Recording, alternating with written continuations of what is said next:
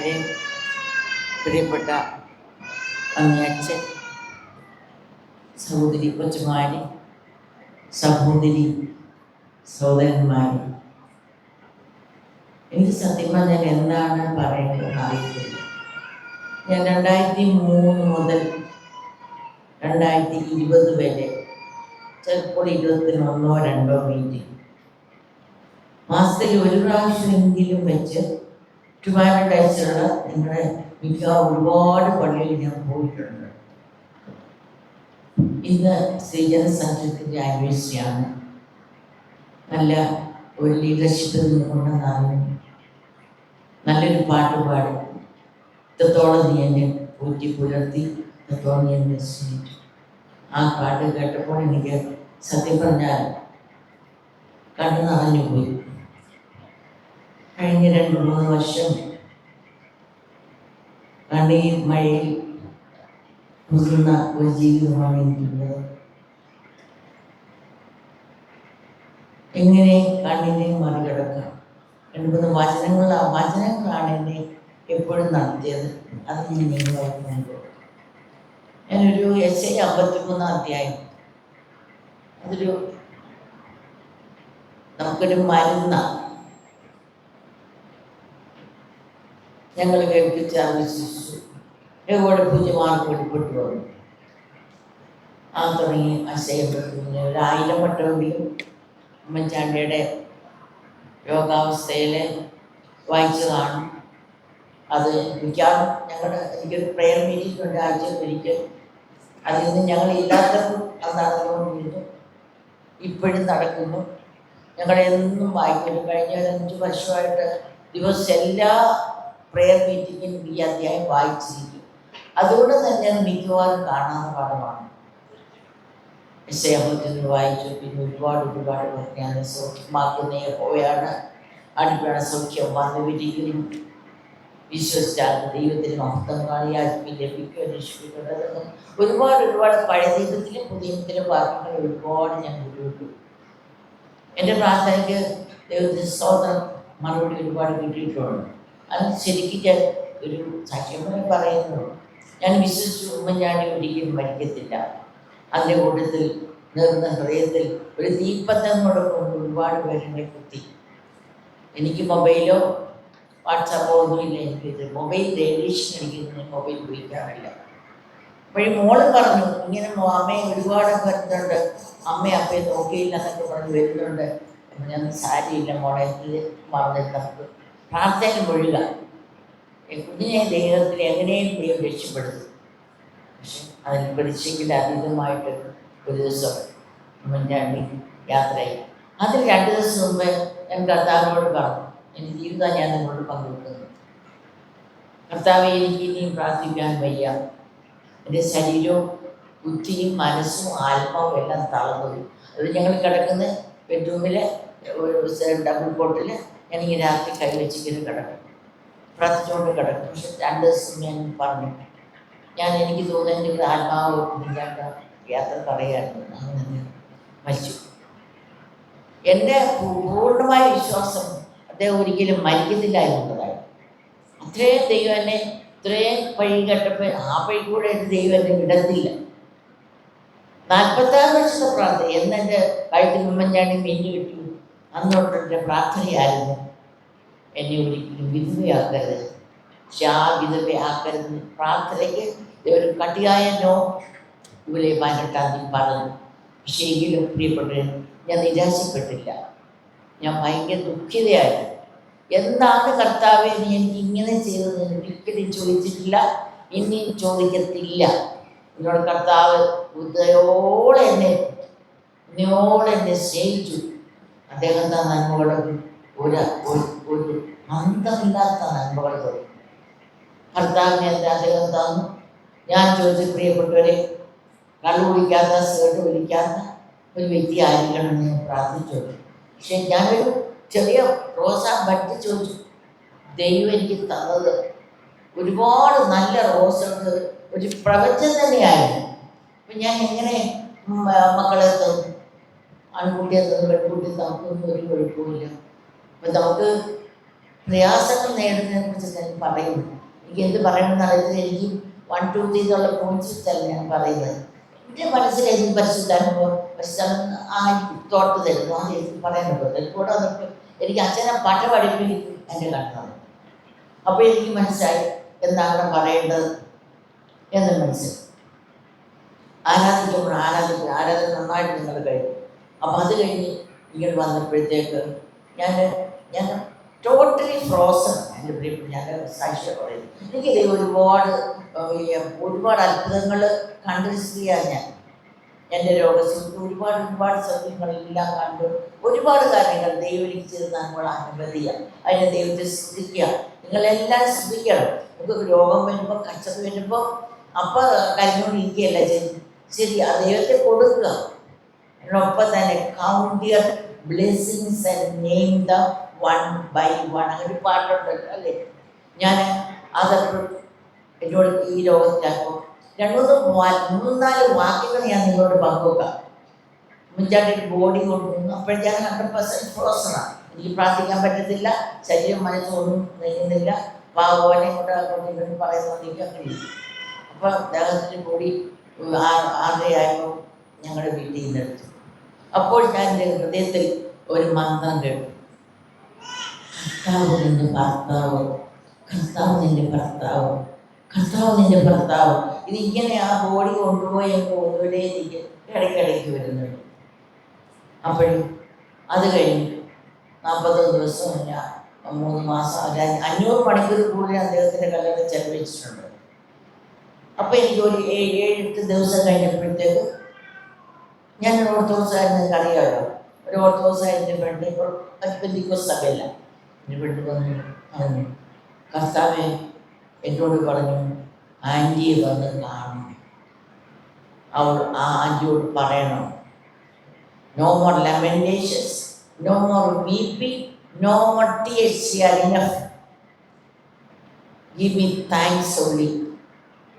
ആ കുട്ടി എന്നോട് ചോദിച്ചു, പേര് ചൈനയാണ്, അവിടുത്തെ പ്രിൻസിപ്പളാണ്. അതിനോട് ചോദിച്ചു, ചൈനയപ്പോൾ ചോദിച്ചു, കർത്താവ് ഞാൻ എങ്ങനെയാണ് ആ സ്ത്രീയോട് പറയുന്നത്? എൻ്റെ ഭർത്താവ് ഇപ്പോൾ മരിച്ച് ഇത്ര ദിവസങ്ങളായിരുന്നു.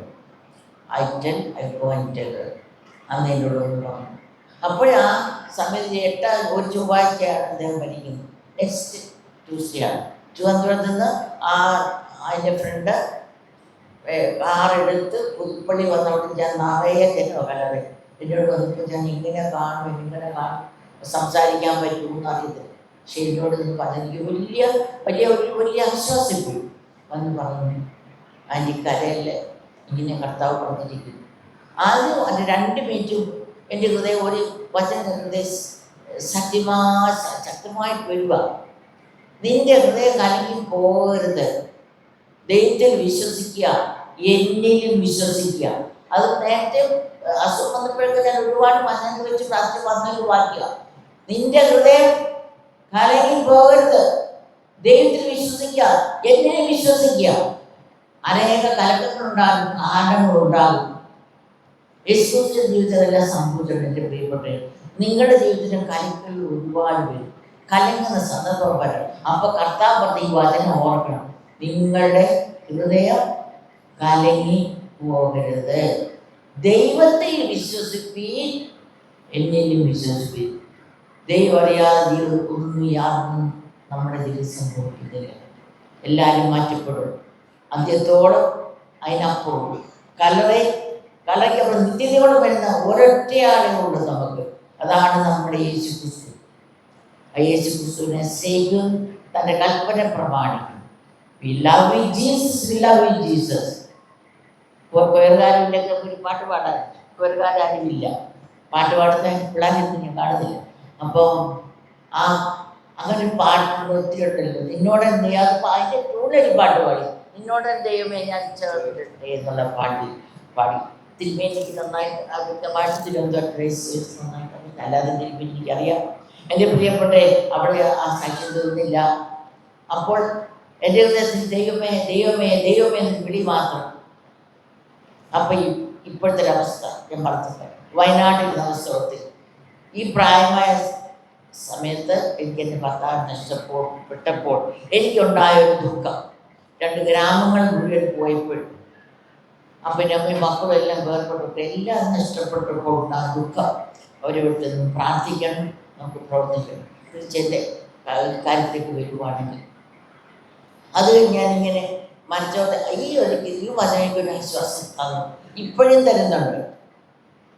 എൻ്റെ പ്രാർത്ഥന ദൈവം കേട്ടിട്ടില്ലോ എന്നൊരു ദുഃഖം, ഒരു നിലവിളി, എൻ്റെ ഒരു ദീർഘശ്വാസം എൻ്റെ ഹൃദയത്തിന് ഇപ്പോഴും വരാറുണ്ട്. പക്ഷേ അപ്പോൾ ഉടനെ വരും, നിന്റെ ഹൃദയം കലങ്ങിപ്പോരുത്. ഞാനാണ് പറയുന്നത്, ദൈവത്തെ വിശ്വസിക്കുക.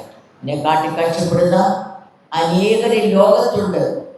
അവർക്ക് ഒരു കൈത്താങ്ങുമ്പോൾ, അവിടെ കണ്ണിലെ പ്രകാശം കാണുമ്പോൾ, അധ്വാനിക്കുന്നതിനും ഭാരം ചുമന്നത് എൻ്റെ അടുത്ത് വാ, ഞാൻ നിങ്ങളെ ആശ്വസിപ്പിക്കാം. മരണദുഃഖത്തിൽ കരയുന്ന ഒരുപാട് സഹോദരി അമ്മയപ്പന്മാരും ഒക്കെ കാണും. അവരെ ആശ്വസിപ്പിക്കും. നമുക്കെടുത്ത് പാട്ട് പാടി പ്രാർത്ഥിക്കാം. അവരെയല്ലേ ആശ്വസിപ്പിക്കുന്നു. കാരണം വിലാപപ്പെടുത്തി പോകുന്നത് എപ്പോഴും നല്ലതാണ്. അവരുടെ ഷെയർ ചെയ്യുന്ന ദുഃഖം ഷെയർ ചെയ്യും കുറയും. പക്ഷെ അപ്പോഴവർക്ക് ആശ്വാസം കൊണ്ടുവരാൻ പരിശുദ്ധാത്മാ ദൈവമാണ്. യേശു അടയ്ക്കുന്നതായിട്ട് നമ്മുടെ ഹൃദയത്തിൽ കാണും. എൻ്റെ പ്രിയപ്പെട്ടവരെ, നിങ്ങൾ പലവിധ കഷ്ടതകളുടെ കടന്നു. പക്ഷെ എന്നോട് പിന്നീട് ദൈവം ചോദിച്ചു, തോട്ടായിട്ട് എനിക്ക് വരുന്നത്, നിന്റെ പ്രാർത്ഥന ഞാൻ കേട്ടോ ഇല്ലയോ? നീ പ്രാർത്ഥിക്കുക. മരിക്കൽ ഉമ്മൻചാണ്ടി മരിക്കല്ലേ എന്ന് പ്രാർത്ഥിച്ചു. എല്ലാവരും പേരും ഉമ്മൻചാണ്ടി മരിച്ചു. പക്ഷെ അതിനുശേഷം ഉണ്ടായ സംഭവം നീ ഒന്ന് ഓർത്ത് നോക്കും. എന്താ ഉണ്ടായത്? അല്ലെ ഞാൻ 3:15 മണിക്ക് അദ്ദേഹം മരിച്ചെങ്കിൽ 6:15 മണി 3 മണിക്കൂറിന് ശേഷം എല്ലാ മലയാളികളുടെ ഹൃദയങ്ങളും മധ്യത്തിൽ ഇന്നും ജീവിക്കുന്നു. അനേക ചാരിറ്റി പ്രവർത്തനങ്ങൾ അവിടെ ഇവിടെയായിട്ടങ്ങ് ഇഷ്ടംപോലെ ആൾക്കാർ ചെയ്യാം എന്ന് ആ ഉമ്മൻചാണ്ടിയുടെ ഹൃദയത്തിൽ നന്മ ഒഴുകി ചാലുകൾ ഒഴുകി വലിയ നദികളായിട്ട് ആഴികളിലോട്ട് ചെന്ന് വീഴുന്ന ഒരു കാഴ്ച ഇപ്പം നമ്മൾ കാണുന്നു. എൻ്റെ പ്രിയപ്പെട്ട ദൈവം നമുക്ക് എന്താ നന്മകളെ നമുക്കായിട്ടൊന്നുമില്ല, എല്ലാം ദൈവത്തിൻ്റെ ദാനം. നിന്ദാനം അനുഭവിച്ച് നല്ല പാട്ടല്ലേ ഇപ്പം പാടിയത്. അത് നിൻ സ്നേഹം ഞാൻ രുചിച്ചറിഞ്ഞു. ഇവിടെ ഇങ്ങനെ ഓരോന്നെ ചോദിച്ചത്, സ്നേഹം കർത്താവിൻ്റെ സ്നേഹം രുചിച്ചറിഞ്ഞ് ആരെങ്കിലും ഇവിടെ ഇരിപ്പുണ്ടോ? ഇല്ലല്ലോ. നമുക്ക് പലപ്പോഴും പ്രയാസം വരും. നമ്മളൊരു നാളിൽ കടന്നു പോകാൻ വേണ്ടി അപ്പം എപ്പോഴും പ്രായമായത് പ്രത്യേകിച്ച് ഓർക്കണം. 60 വയസ്സ് കഴിഞ്ഞാൽ നമ്മളൊരു പ്രത്യാശയിൽ മരിക്കണം. ഇപ്പം നമ്മൾ ഈ ശരീരം വിട്ട് നമ്മൾ ഓരോരുത്തരും പോകും. ചെറുപ്പക്കാർ കുറേ വർഷങ്ങൾക്ക് ശേഷം അത് ആലോചിച്ചാൽ മതി. പക്ഷെ ആകർഷിക്കുകയാണെങ്കിൽ അല്ലാതെ സംഭവിക്കാം. പ്രായമാർക്ക് മോശം പറയുന്നത് മനുഷ്യൻ്റെ വയസ്സ് 70 ഏറിയ 80. പക്ഷേ യഹോവയ ദൈവം പറയുന്ന വയസ്സ് എത്രയാണ്? എത്ര വയസ്സാണ് പറയുന്നത്? 120. പക്ഷെ 120 ഒരാൾക്ക് ജീവിച്ചിരിക്കണോ? ഇത് പ്രത്യേകിച്ച് ഇന്ന അവസ്ഥ. അവൻ്റെ പ്രിയപ്പെട്ടവരെ, നമ്മളെ ആക്കി വെച്ചിരിക്കുന്ന അവസ്ഥയിൽ നമ്മുടെ കാര്യങ്ങൾ ഒരുപാട് കാര്യങ്ങൾ പറയാനൊക്കുന്ന ഒരു സന്ദർഭമല്ല. ഒരുപാട് സമയം വൈകി എൻ്റെ സാക്ഷ്യം ഞാൻ പറഞ്ഞു. അപ്പോൾ കർത്താവ് എന്നോട് ചോദിച്ചു, നിന്റെ പ്രാർത്ഥന ഞാൻ കേട്ടു. ഇന്നും ഉള്ളവർക്ക് ജീവിക്കുന്നില്ലേ? എല്ലാവരും ഒരു 3.5 കോടി മലയാളികളുടെ NRE ആണെങ്കിൽ കേരളത്തിന് പുറത്താണ്, ഇന്ത്യക്ക് പുറത്താണ് ജീവിക്കുന്നില്ലേ? എന്തുകൊണ്ട് ജീവിക്കുന്നത്? അതിനേക്കാളേറെ ഞാനൊരു കണ്ടിട്ട് വിശ്വസിച്ചു കണ്ടിട്ടില്ല. ഒരു 3 ലക്ഷം ജനങ്ങളെയും ഞാൻ അവിടെ കണ്ടിട്ടുണ്ട് കല്ലറ. അതിലെല്ലാം പറയാൻ കണ്ടി. ഇപ്പോൾ തീരെ കുഞ്ഞുങ്ങളുണ്ട്, പിന്നെ കോളേജ് പഠിക്കുന്നുണ്ട്, ആൺകുട്ടികളുണ്ട്, വൃദ്ധരുണ്ട്, മധ്യവയസ്കരുണ്ട്, എല്ലാ പാർട്ടിക്കാരുണ്ട്, എല്ലാ ജാതിക്കാരുണ്ട്. അവർക്ക് നമ്മൾ ജാതിയിൽ പ്രാർത്ഥിച്ചപ്പോൾ പോകും. ദൈവം സ്നേഹമാണ്. സ്നേഹം ദീർഘമായി ക്ഷമിക്കും, ദോഷം കണക്കിടുന്നില്ല, ചെറുക്കുന്നില്ല, അസൂയപ്പെടുന്നില്ല. അസൂയ എന്ന വികാരം ഒത്തിരി ഉമ്മൻചാണ്ടി ജീവിതത്തെ കാണുന്നുണ്ട്. നമ്മുടെ യേശുക്രിസ്തുവിനെ അനുഭവിക്കേണ്ട അദ്ദേഹം കുറിച്ച് തറയ്ക്കപ്പെട്ടത് അതാണ് അദ്ദേഹം വന്നത്. പക്ഷെ മനുഷ്യപാട് തീർമ്പോൾ അസൂയ എന്ന വികാരം അദ്ദേഹത്തെ പ്രസിഡന്റ് ഏറ്റാനായിട്ടൊരു കാര്യം അത് തന്നെയാണ്. ഒരുപാട് അസത്യങ്ങളും അനീതികളായ വിധികളും ആ യേശുക്രിസ്തുവിൻ കുരിശിന്മേലേറ്റാനായിട്ടുണ്ടാകും. അതുകൊണ്ട് കുരിശിനെ എപ്പോഴും ധ്യാനിക്കുക. പ്രിയപ്പെട്ട കഷ്ടത വരുമ്പോൾ തോൽക്കാനും നമ്മൾ പഠിക്കണം, ദുഃഖം അനുഭവിക്കാനും നമ്മൾ പഠിക്കണം. മറ്റൊരാളുടെ ദുഃഖത്തിൽ പങ്കുകൊള്ളാതെ പറയും, മറ്റൊരു സന്തോഷത്തിൽ പങ്കുകൊള്ള അസൂയ ഒരിക്കലും ഉണ്ടാകരുത്. നമ്മൾ നമ്മളെ തന്നെ ജീവിക്കുക. പ്രിയപ്പെട്ട കുഞ്ഞുങ്ങളെല്ലാം 1 ദൈവാശ്രയം, 2 കുടുംബ പ്രാർത്ഥന, 3 സ്നേഹം പങ്കുവെക്കൽ. ഒരിക്കലും ഒരു ഒരു പക്ഷാഭേദം അമ്മപ്പാരെ കാണിക്കരുത് മക്കളോട്. അതിൻ്റെ വലിയ കഥയാണ് ഏശാവും യാക്കോബിൻ്റെയും കഥ. ഇസ്ഹാക്ക് നല്ലൊരു വ്യക്തിയാണ്. ഏശാവിൻ്റെ ഭാര്യയും ഇസ്ഹാക്കിൻ്റെ ഭാര്യയും തമ്മിൽ ഒരുപാട് രണ്ടുപേരും ഓരോ മക്കളെ ഒരുപാട് സ്നേഹിച്ചു. അതിൻ്റെ അവസാനം കുടുംബം തകർന്നു. അതുപോലെ കഥ ഓരോന്നും നമ്മളെ പഠിപ്പിക്കുന്നു. ഇതിൻ്റെ ഞാൻ നീട്ടിക്കൊണ്ട് പോകുന്നില്ല. ഈ സമയം ഒത്തിരി കടന്ന് പോയി ഇതേപോലെ നിങ്ങൾക്ക് എന്തെങ്കിലും ഒരു ആരാധിക്കുന്ന പാട്ട്, നീ പരിശുദ്ധ പാട്ടറിയാവോ? നിങ്ങൾ പാടി ആരാധിക്കാറുണ്ടോ? നീ പരിശുദ്ധൻ എന്നുള്ള പാട്ട് പാടുന്ന ആരെങ്കിലും ഇവിടെ ഇരിപ്പുണ്ടോ? വേറെ ബന്ധുക്കളിൽ ഇരിപ്പുണ്ടോ? അറിയാവോ? നീ പരിശുദ്ധ പാട്ടറിയാവോ? അറിയത്തില്ല. നീ പരിശുദ്ധ അറിയാവോ പാട്ട്? നിങ്ങൾ പാട്ടില്ല, പാട്ട് കേട്ടിട്ടില്ലേ? നീ പരിശുദ്ധൻ, നീ ദൈവമേ, നീ മാത്രയോ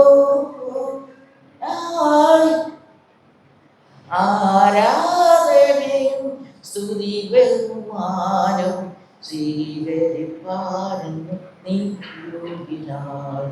ദേവപിതാവേ എന്നോട് തടങ്ങി ദൂതന്മാരാപ്പകൽ വാഴ്ത്തിടുന്നോ നീ നന്ദിയാ പണം തിരുവും വീടിന്നേ എന്നും എന്നും നീ ആരാധനായി.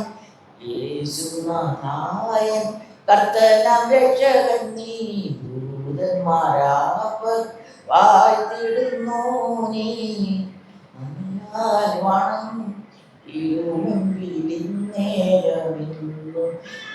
നീ ആരാധനായി. പാവനാത്മാവേ ആശ്വാസപ്രദനേ ദൂതന്മാരാപ്പകൽ വാഴ്ത്തിടുന്നോ നീ വണം തിരുമുൻപിലിന്നേരം എന്നും നീ ആരാധനയിൽ ഒരുപാട് ദുഃഖബന്ധന വഴി സംഗീതങ്ങൾ ദൈവത്തോടും കർത്താവിനോടുള്ള മനുഷ്യനും യേശുവും ദൈവവും തമ്മിലുള്ള ബന്ധമാണ്. പ്രോട്സ് എല്ലാ പിള്ളേരും ഒരു നമ്മളെല്ലാവരും ഒരു ദിവസം 30 നദിയാണ്. മനുഷ്യൻ ബന്ധം നല്ലതായിട്ട് മനസ്സിലാക്കി തരുന്നതാണ്. പിന്നെ അതല്ല, സംഗീതത്തിൽ ഭയങ്കര ഊർജ്ജം തന്നെ. അവിടെ നിങ്ങൾ പിള്ളേർക്ക് ബുദ്ധി ഓർമ്മക്കുറവുണ്ടെങ്കിൽ ഒരധ്യായം സംഗീതം ഒരു ദിവസം കാണാൻ പഠിച്ചാൽ മതി. അപ്പോൾ സംഗീതം ഒരുപാട് വായിച്ചാൽ ഓർമ്മ ശക്തി നന്നായിട്ട് പ്രായമായി അക്ഷീമെൻസൊന്നും വരുത്തൊന്നുമില്ല കേട്ടോ. ഈ സംഗീതം ഇങ്ങനെ വായിച്ച് ഉരുവിട്ടുകൊണ്ടിരുന്നാൽ ബ്രെയിനൊക്കെ നല്ല ആയിട്ടൊന്നും വചനം പിന്നെ ധ്യാനിക്കാൻ നോക്കണം. ഈ വെളുപ്പിനെ എഴുതി ധ്യാനിച്ചത് നല്ലതായിരിക്കും. നിങ്ങൾ കുടുംബ പ്രാർത്ഥന മറക്കരുത്. തമ്മിൽ സഹിച്ചും കൊടുക്കുക. പിള്ളേരെ ഒരിക്കലും അഭിനന്ദനം കൊടുക്കുക. നമ്മുടെ യേശു ക്രിസ്തു സ്ത്രീജന സംഘത്തിന് മീറ്റിംഗാണല്ലോ. ഒരു കാര്യം രഹസ്യമായ സ്ത്രീകളോട് പറയും. പക്ഷേ യേശു ക്രിസ്തു സ്ത്രീകളെ ഏറ്റവും സ്നേഹിച്ചു. ഒരുപാട് അഭിനന്ദനം യേശു ക്രിസ്തു സ്ത്രീകൾക്ക് കൊടുത്തിരുന്നു. അതുകൊണ്ട് പ്രിയപ്പെട്ട ക്രിസ്തുവിൽ ആശ്രയിച്ചുകൊണ്ട്, ക്രിസ്തുവിനെ മുറുകെ പിടിച്ചുകൊണ്ട്, ക്രിസ്തുവിന്റെ കുരിശിനെ ധ്യാനിച്ചുകൊണ്ട്, ക്രിസ്തുവിനെ കെട്ടിപ്പിടിച്ചുകൊണ്ട് മുൻപോട്ട് യേശു നമ്മളെ സഹായിക്കും. നിങ്ങളെല്ലാവരും ദൈവം അനുഗ്രഹിക്കട്ടെ. ഈ മനോഹരമായി പള്ളിയിൽ വന്ന് ഇത് ഇങ്ങനെ ഒരു യോഗത്തിൽ സംസാരിക്കാൻ എനിക്ക് അവസരം തന്ന അച്ഛനെയും പ്രിയപ്പെട്ട തിരുമേനിമാരെ ഈ പള്ളിയിലുള്ള എല്ലാവരെയും ഓർത്ത് ദൈവത്തെ സ്തുതിക്കും. ദൈവം നമ്മളുണ്ട്.